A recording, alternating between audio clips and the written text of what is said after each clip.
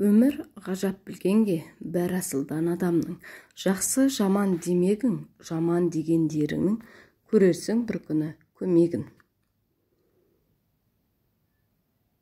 Барлық жағынан жағымды, позитивті, жақсы болып көрінетін адамның өзінде өмірінде сәтсіздіктер мен қиындықтар, проблемалар болуы мүмкін.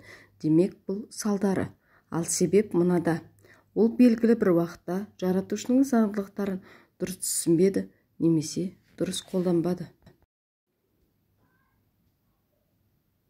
Жақсы адам болу өнері нені ойламау қажет екенін білу.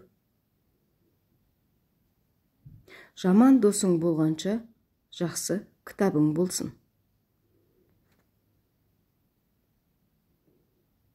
Жақсы адам туғанда жақсы болып туған емес, жаман адам туғанда жаман болып туған жоқ. Ендеше жақсы адам мен жаман адам қайдан шығады? Тәрбиеден, яғни отбасы, мектеп, қоғам тәрбиесінен. Бүгінде осы үш тараптың да тәрбиесі қожырап кетті. Отбасы мектепке сенеді, мектеп ата-анаға сенеді.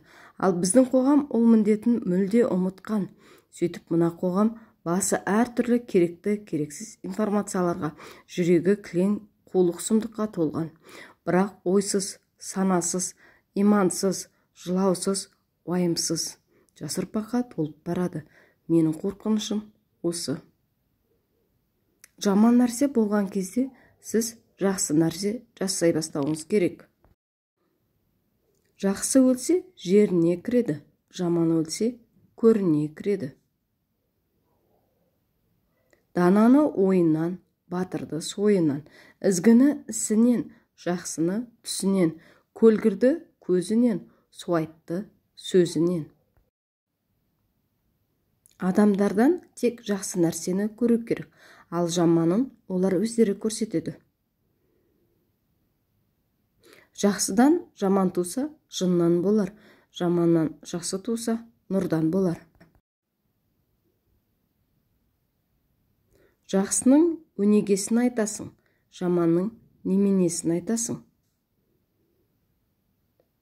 Жақсыға бітсе дәулет бақ айналар, жаманға бітсе дәулет әуе айналар.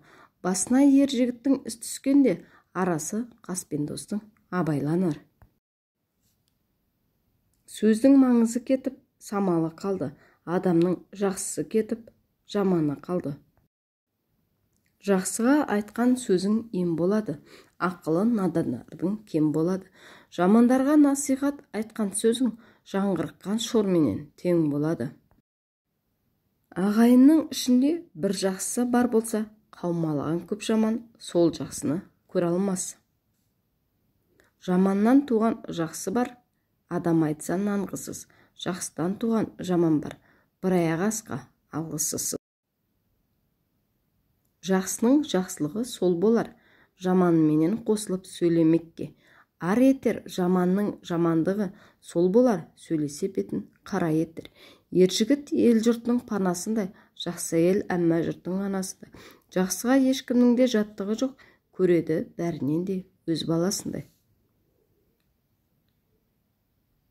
Жақсы адамның сөзі де, ойы мен ісі де ізгі. Баланың жақсы қасиеттерін дамытуға дені қойыңыз, нәтижесінде жаманшылыққа орын қалмайды. Нашар адамдар оларды жақсы танығаннан ұтады, ал жақсылар ұтылады.